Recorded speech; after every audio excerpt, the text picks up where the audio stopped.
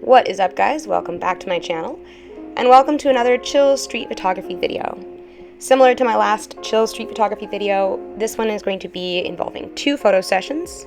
The first one was on Sunday, and it is downtown by Granville and Georgia Street, and the second session was on Monday, and it is Granville and Broadway, that kind of area.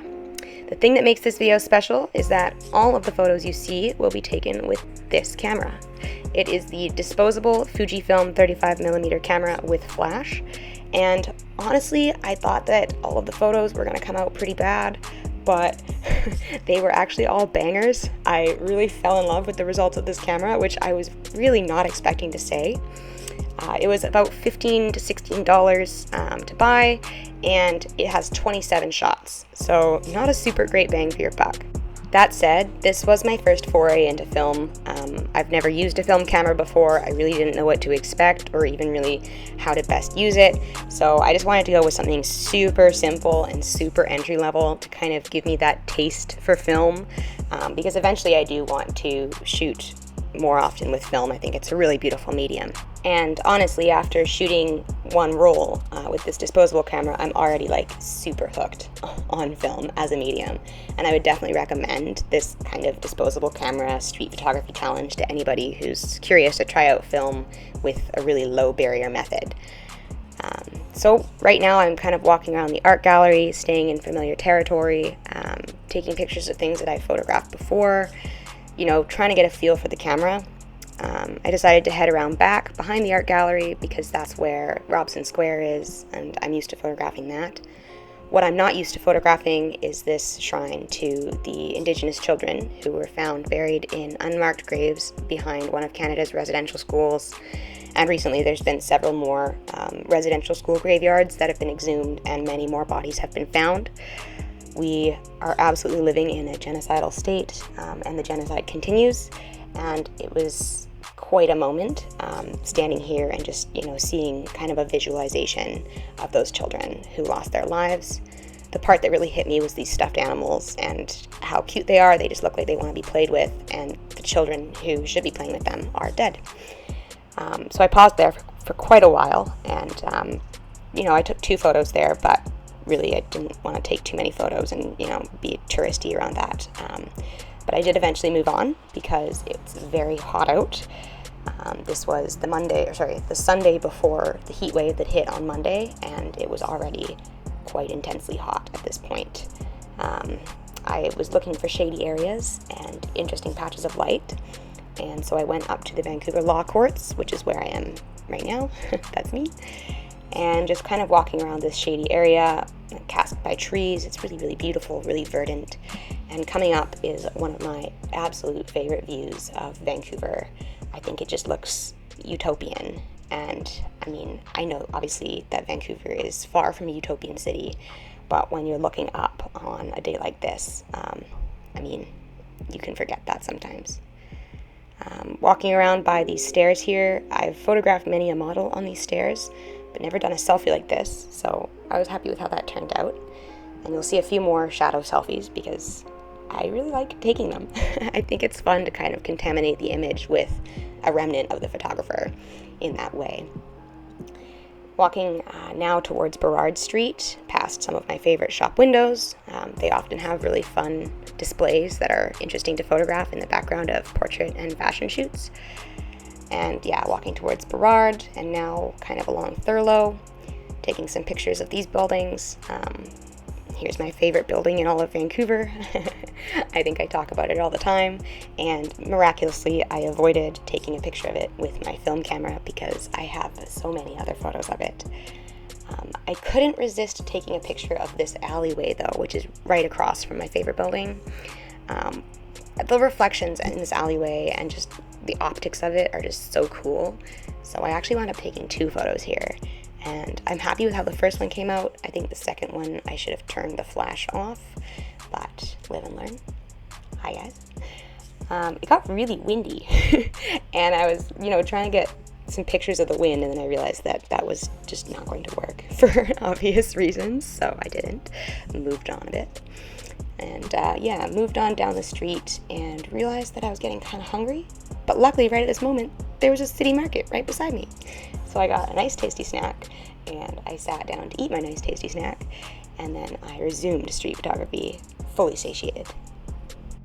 Honestly, sometimes when I'm doing street photography, it's like hard for me to want to stop long enough to eat because the light is changing and I don't want to miss out on anything, but I take way better pictures when I'm well fed, and I'm sure you will too, so always keep that in mind, guys.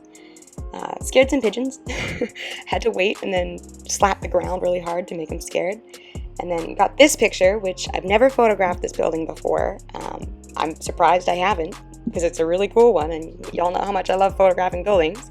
Same with this guy, actually, which was painted completely black, and I thought that was a really interesting choice for a building that big. It looked kind of imposing, like something you would find on the r/evil buildings subreddit. Moved on past there to this area that I really don't shoot in very often, and it's definitely on my bucket list to come back to and do more street photography in, because at this point it was around 7:30 p.m. and I had been shooting downtown since around 5, so the lighting had changed quite a bit, and I think this area would be really nice at like 5:30 in the summertime because you get a little bit more sun leaking through the buildings. I did find this patch of sun here that was kind of pouring down a street and illuminating this beautiful pathway full of columns. And though I didn't get any film photography here, I did get some really good digital images of this whole area. So I will be editing those and posting them on my personal account in the near future, very likely. After that, I kind of found that I had wound up at Canada Place. I wasn't really expecting to wind up here, but it is a really iconic spot to take photos, and I figured that the color palette of Canada Place would work really well with the film, and I was totally right. Like, it looks really cool. It looks super vintage. Canada Place already has that like 80s futurist aesthetic that I adore, so taking it with a camera that would have been appropriate in the 80s, I think was a great choice. I really like how all 3 of these photos turned out. So with that was about the end of my adventure downtown. The lighting had changed, the sun was basically setting at that point, and I decided to move on. So now you're seeing footage from the second session, which was around Granville and Broadway area.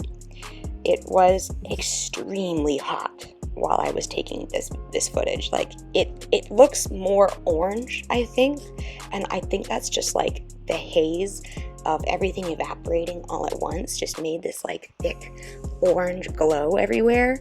It was very dystopian, and I was trying to figure out like, oh my god, when can I go out and finish this video that's not going to be during the heat wave? And I realized that my schedule was just completely packed and it wasn't going to be possible. So I was like, okay, I'm just going to wait until like 7 and I'll go out then, and I'll just deal with the heat until then. And it's literally like 40 degrees out in this video. So yeah, I was like proud of myself for doing this, but at the same time I probably shouldn't. It was probably stupid to be out in that heat for about an hour and a half, which is how long it took me to record this second session. That said, I did get some photos that I was really happy with. I just love the color, like this deep, rich orange and then this like vibrant blue. It's just a really nice combo, and so looking back, I have no regrets, despite the bodily discomfort that was suffered for these images. I kind of walked down towards the area where they're constructing the new SkyTrain station. It's going to be part of the new line that goes all the way out to UBC, which is pretty exciting for all of us people who live on this side of the False Creek.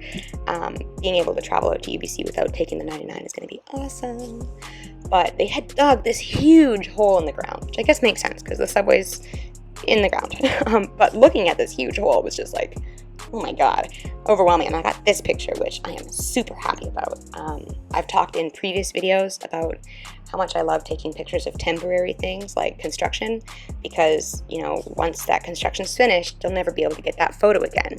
And I feel like that giant hole in the middle of Granville Street is going to be a really cool photo when that hole is filled in and covered with a SkyTrain station. Moving on, I was looking down this alley and I was just you know, kind of turning around, looking at things, and then I like looked beside me and I found this, and I was like, whoa, that's a cool looking building. It had like this kind of community housing look, very like retro futurist. Absolutely my favorite kind of architecture to photograph. So took 2 photos there and loved them both. At this point in the video, I'm honestly just like, it's so hot out and I've been out for about 45 minutes and I'm like, okay, I've got like 3 more photos or something. I just need to get through them. And so I was being a lot more liberal with the things that I chose to take photos of. You know, in the first session, I was like super choosy about what I took photos of because I only had 27 photos, right? And at this point, I'm just like, okay, that's photographable, take a picture of it. That's photographable, take a picture of it. And I was really happy with how these last few came out. Coming up here, actually, is the last photo of the day, the last photo of the roll. And I found this kind of parkade area with this really nice splash of light and got my very last photo right there. Alright, well, that's the whole video. Thank you guys so much for watching. I really enjoy making these street photography walk and talk videos. I think because I really enjoy street photography. So hopefully they're as enjoyable to watch as they are to make. If you liked it, you can leave a like on this video. You can subscribe to my channel. Overall, I really liked shooting with this disposable camera. I facepalmed a couple times because I would take a picture and then just stare at the back, waiting for something to happen. But there was no screen on the back like there is on my camera, so I had to wait, and I did enjoy that as well. So, you know, I would recommend this if you're looking to get into film. Again, thank you guys so much for watching. Take care, stay sharp, and don't forget to keep shooting. Bye, guys.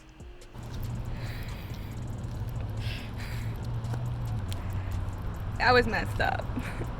It is so hot, and this is the hottest day of the year so far.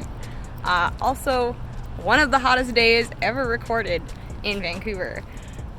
So that's dedication. Hang on. That's dedication.